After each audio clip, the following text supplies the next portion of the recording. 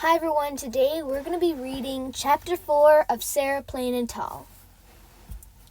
Okay, Chapter 4. The dogs loved Sarah first. Lottie slept beside her bed, curled in a soft circle, and Nick leaned his face on the covers in the morning, watching for the first sign that Sarah was awake. No one knew where Seal slept. Seal was a roamer. Sarah's collection of shells sat on the windowsill. A scallop, she told us, picking up the shells one by one. A sea clam, an oyster, a razor clam, and a couch shell. If you put it in your ear, you can heat the sea. She put it to Caleb's ear, then mine. Papa listened too. Then Sarah listened once more and with a look so sad and far away that Caleb leaned against me. At least Sarah can hear the sea, he whispered. Papa was quiet and shy with Sarah. So was I. But Caleb talked to Sarah from morning until the light left the sky. Where are you going? He asked.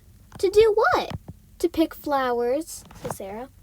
I'll hang some of them upside down and dry them so they can keep some color, and then we can have flowers all winter long. I'll come too, cried Caleb.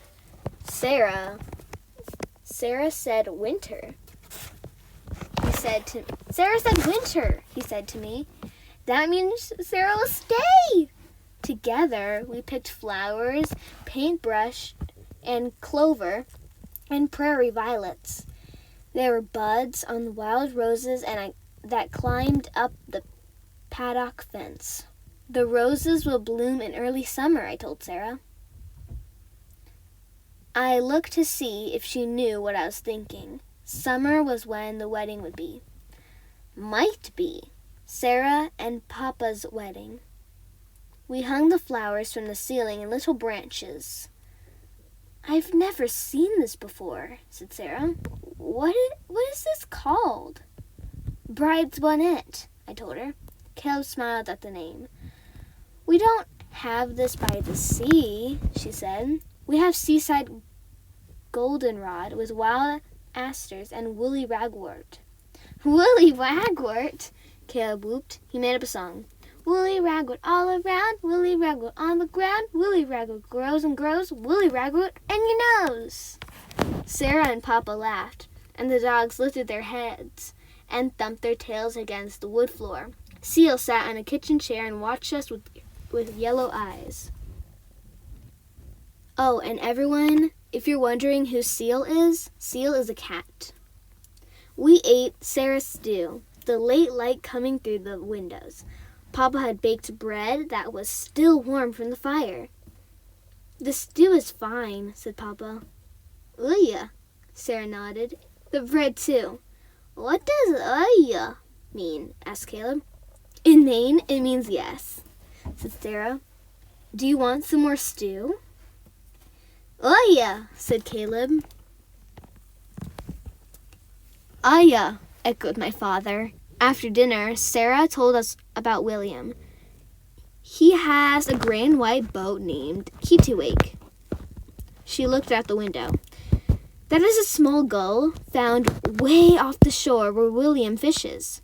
And there are 3 aunts who live near us. They wear silk dresses and no shoes. You will love them. Yeah, said Caleb. Does your brother like you? I asked. Yes, said Sarah. He is plain and tall. And at dusk, Sarah cut Caleb's hair on the front steps, gathering his curls and scattering them on the fence and the ground. Seal batted some hair around at the porch as the dogs watched. Why? Asked Caleb. For the birds, said Sarah.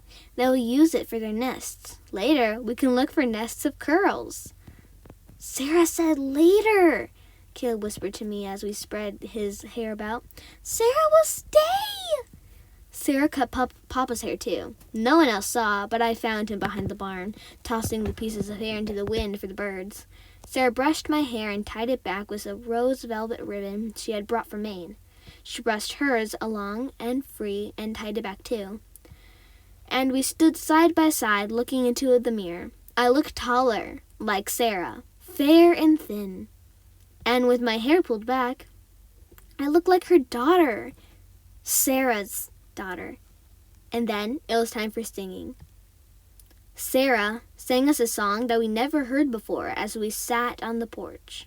Insects buzzing in the dark, the rustle of crows in the grasses. It was called Summer's Comin' In. She taught it to us all, even Papa, who sang as if he never stopped singing. Summer's comin' in. Loud, sing cuckoo. What is summer? Asked Caleb. He said it sooner, the way Sarah had said it. Summer, said Papa and Sarah at the same time. Caleb and I looked at each other. Summer was coming. Tomorrow, said Sarah, I want to see the sheep. You know, I never touched one. Never? Caleb sat up. Never, said Sarah. She smiled and leaned back in her chair. But I've touched seals. Real seals. They're cool and slippery, and they slide through the water like fish. They can cry and sing, and sometimes they bark like little dogs. A little like dogs. Sarah barked like a seal. Bark! And Lottie and Nick came running from the barn to jump on Sarah and lick her face and make her laugh. Sarah stroked them and scratched their ears, and it was quiet again. I wish I could touch a seal right now, said Caleb, his voice soft in the night. So do I, said Sarah. She sighed. Then she began to sing the summer song again, far off in the field, and a meadowlark sang too. Okay, that is the end of chapter 4. I know it was a little short, but come by in the next video to listen to chapter 5. Bye-bye.